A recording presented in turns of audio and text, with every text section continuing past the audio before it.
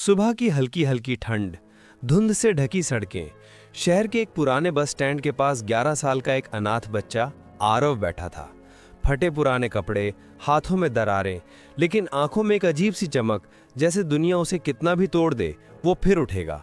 आरव के माता पिता दोनों का देहांत एक हादसे में हो गया था।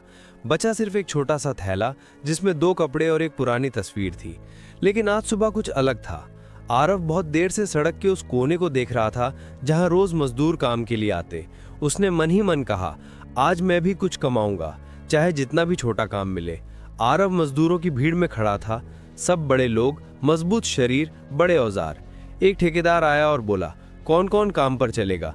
सबने हाथ उठाए, बस आरव ने नहीं। ठेकेदार ने देखा और हंसकर कहा, अरे तुम्हारे जैसे बच्चों से क्या काम होगा? आरव के चेहरे पर चोट लगी, लेकिन उसने हार नहीं मानी। वो ठेकेदार के पास गया और बोला, मैं छोटा हूं पर मेहनत बड़ी कर सकता हूं। ठेकेदार ने उसे अनदेखा कर दिया। आरव वापस बैठ गया, आंखों में आंसू तैरने लगे, पर पेट की आग ने उसे फिर उठाया। एक दुकानदार ने आरव को देखा और बोला, बेटा खाना चाहिए क्या? आरव ने धीरे से सिर हिलाया और कहा, खाना नहीं, काम चाहिए। दुकानदार चौंक गया, उसकी आंखों में पहली बार सम्मान दिखा।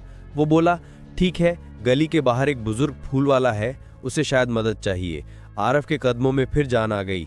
गली के कोने पर एक बूढ़े फूल वाले दादाजी फूल माला बना रहे थे। आरव शर्माते हुए बोला, दादाजी काम देंगे? दादाजी ने हल्की मुस्कान के साथ पूछा, काम क्यों करना है? आरव ने कहा, क्योंकि मैं अपना पेट खुद भरना चाहता हूँ, किसी पर बोझ नहीं बनना चाहता। दादाजी के हाथ ठहर गए। उन्होंने आरव की आंखों में देखा, जिसमें सच, भूख और हिम्मत तीनों थे। दादाजी बोले, ठीक है, माला बनाने में मेरी मदद कर दो। आरव बैठ गया और पहली बार किसी ने उस पर भरोसा किया। आरव ने माला बनानी शुरू की, पर उसके हाथ कांप रहे थे, एक एक फूल गिर रहा था। दादाजी ने डांटा नहीं, बस बोले, गलतियां सीखने का पहला कदम है बेटा। दादाजी ने उसे सही तरह से धागा पकड़ना सिखाया। धीरे धीरे आरव की माला सुंदर बनने लगी। शाम होते होते दादाजी बोले, आज तुमने बहुत अच्छा काम किया। आरव की आंखों में खुशी से चमक आ गई। दादाजी ने अपनी छोटी सी पोटली खोली और उसमें से 50 रुपए निकाले। आरव ने कांपते हुए हाथों से पैसे लिए। ये सिर्फ पैसे नहीं थे, ये सम्मान था, मेहनत का फल था और जिंदगी को संभालने की पहली सीढ़ी थी। आरव ने पैसे को अपनी पुरानी फोटो के पास रखा और धीरे से बोला, माँ पापा, मैंने कमाया है। दूसरे दिन दादाजी ने कहा, आज तुम दुकान संभालोगे, मैं थोड़ा आराम करूंगा। आरव घबराया हुआ था, पर उसने हिम्मत की। एक महिला आई और बोली, भैया पूजा के लिए फूल चाहिए। आरव मुस्कुराया और बोला, जी अभी देता हूँ। महिला ने फूल लिए और बोली, बेटा आज बहुत सुंदर फूल मिले, और उसने अतिरिक्त 10 रुपए दिए।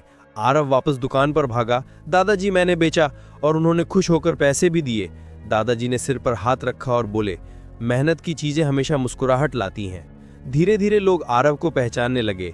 हर कोई कहता, ये बच्चा मेहनती है, सच बोलता है, मुस्कुरा कर काम करता है। शहर में उसके छोटे से हुनर की चर्चा होने लगी। कई लोग उसे काम देने लगे। किसी को सामान उठवाना होता, किसी को दुकान साफ करवानी होती, पर आरव कभी किसी से दया नहीं मांगता था, वो सिर्फ मेहनत चाहता।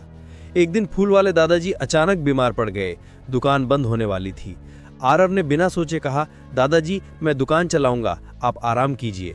कई दिन तक उसने दुकान अकेले संभाली। दुकान बंद होने की बजाय और ज्यादा चलने लगी। दादाजी ने रोते हुए कहा, बेटा तुमने तो मेरे धंधे में जान डाल दी। कुछ महीनों बाद दादाजी ने आरव को अपने पास बुलाया और बोले, बेटा मैं बूढ़ा हो गया हूँ, दुकान अब तुम्हारी है। तुम्हारे जैसी मेहनत, ईमानदारी और मुस्कुराहट बहुत कम लोगों में होती है। आरव रो पड़ा। ये सिर्फ दुकान नहीं थी, ये पहचान थी, घर था, जिंदगी चलाने का रास्ता था। आरव दुकान के बाहर बैठा था। सूरज ढल रहा था, पर उसके सपनों का सूरज उग रहा था। वो बोला, जिंदगी में बड़ा बनने के लिए बड़ा मौका नहीं चाहिए, बस एक छोटी सी ईमानदार कोशिश काफी है। कैमरा धीरे धीरे दूर होता जाता है। आरव दुकान संभाल रहा है, ग्राहकों को मुस्कुराकर फूल दे रहा है, और उसकी पहली कमाई उसकी जेब में नहीं, दिल में चमक रही है।